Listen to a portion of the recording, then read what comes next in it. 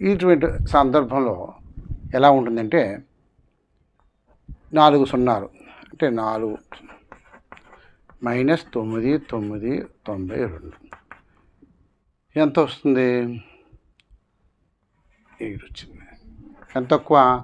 10,000కి 8 తక్కువ. ఇప్పుడు 8 వర్గం చేస్తే 64. ఓకే. అయితే ఇప్పుడు ఈ 8 9, 9, 92 - 8 అప్పుడు 9, 9, 84